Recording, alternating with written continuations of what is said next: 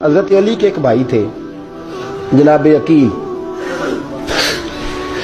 جناب عقیل وہ جب انہوں نے کلمہ پڑھا تو نبی پاک کے بڑا قریب رہنے لگے، اور میرے نبی کریم صلی اللہ علیہ وسلم بھی ان سے بڑا پیار کرتے. حضور فرماتے ہیں تیرا کلمہ پڑھنے کی مجھے ڈبل خوشی ہوئی ہے. یا رسول اللہ کس طرح؟ فرمایا ایک میرا تو صحابی بنا ہے، دوسرا تو میرا بھائی تھا مسلمان ہو گیا.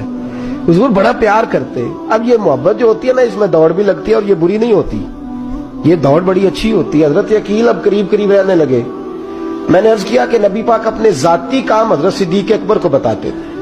گھوڑے کی تیاری کر، فلاں کام کرنا ہے، سیدہ فاطمہ کی شادی کرنی، ہر معاملے میں سیدنا صدیق اکبر پیش تھے.